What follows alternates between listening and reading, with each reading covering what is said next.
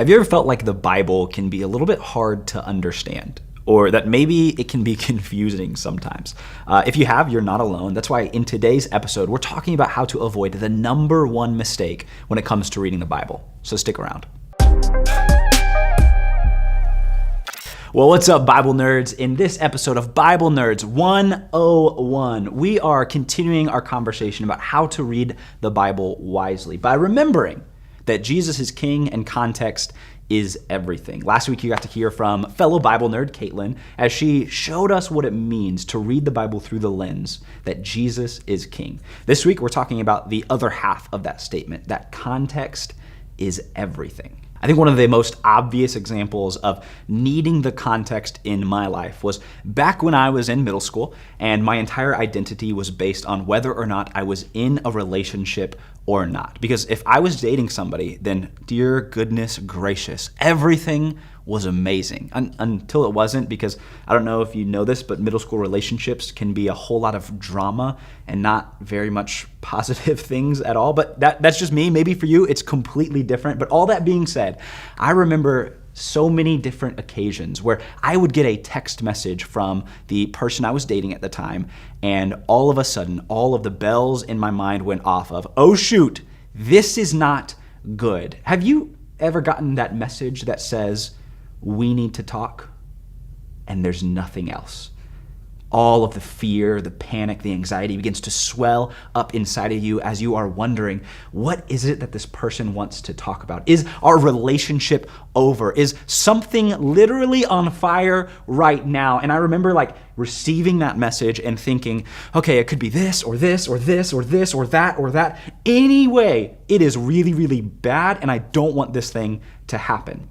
You know, I would often try to present myself as very composed and stoic when those emotions would be going, like, I'm fine, it's fine, everything is fine. When in reality, nothing was fine. Why? Because I didn't know the context. And so those words, we need to talk, created all sorts of confusion in me because I didn't really know what they meant. I just assumed it was a bad thing. Now, if, however, I had just seen the trailer for the latest video game that my friends and I were excited about, and after watching it, I get a text message from one of my friends that I game with, and they said, we need to talk, I would automatically assume it's, we got to talk about how amazing this new game looks. Because there's different context there. What is context exactly? Context is all of the things around a thing that give meaning to the thing. When it comes to reading the Bible, the context is all of the information that gives meaning to what it is that we're actually reading. And when it comes to the Bible, there's two primary categories of context. The first category is the biblical context, and the second category is the historical context. So the first kind of context, the biblical context, this is everything else in the Bible that gives meaning to what we're reading. So if you read a verse, the context is the verses around it, the rest of the paragraph, the rest of that chapter that verse comes within, the rest of that entire book, it's whether or not it's in the Old Testament or the New Testament, and the rest of the overarching biblical story. All of that is the biblical context that gives meaning to the different verses that we might be reading. That's the first kind. The second kind of context is the historical context. This is the time, the people, the place, the language, the culture that this part of the Bible was originally written in and who it was written to. It's things like, where in history did this take place? Like, was this 1,000 years ago, 2,000 years ago, 3,000 years ago? What language was this written in? What was the culture of the people that originally wrote this and who was reading it for the first time? How do all of those different factors and events shape what the author might have meant and what the original audience would have read? That's the historical context when it comes to reading the Bible. So what I want to do with that in mind is look at a few different examples of how understanding the context changes everything. The first example is from Philippians chapter 4, verse 13, one of the most famous verses in all of the Bible where the Apostle Paul writes, I can do all things through Christ who strengthens me. So when Paul says he can do all things, what does he mean when he says all things? Like, does that mean that I can do literally whatever I want when I want because Jesus gives me strength? Like, if I pray for my football team to beat their football team, does that mean I'm going to win?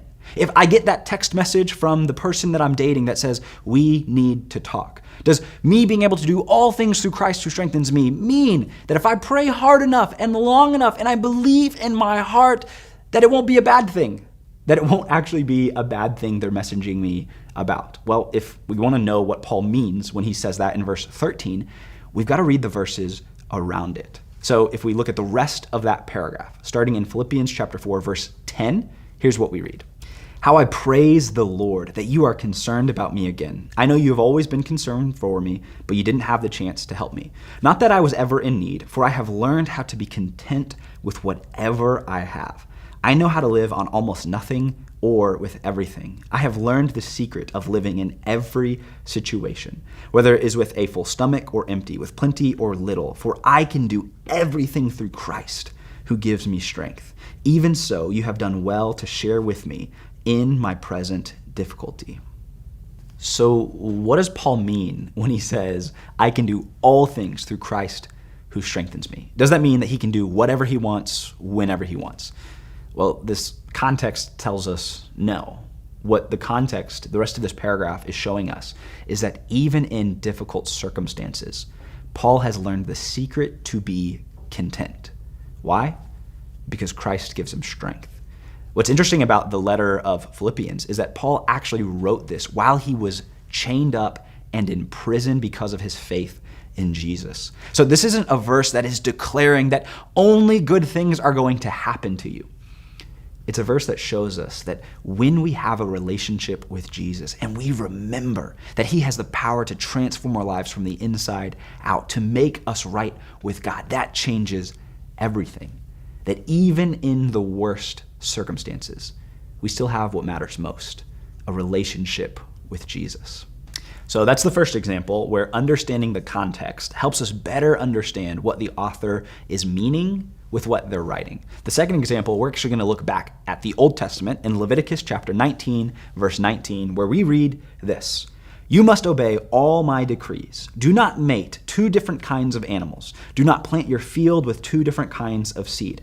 Do not wear clothing woven from two different kinds of thread. The other day I was having a conversation with one of the guys in my Switch group, and we were talking about this verse in particular, and he checked to see what his shirt was made of, and he found out that it was 97% cotton and 3% elastic. His immediate reaction was to yell out, "Oh gosh, am I doomed because I'm wearing this?" Now, thankfully, we were able to have a conversation about the context to help him understand that no, you are not doomed because you, as a Christian living in the modern world, is wearing a t-shirt that's made of multiple different kinds of clothing. And this is one of those things where, again, the context changes everything. Because in Leviticus 19:19, we read, this is God speaking, saying, you must obey all my decrees.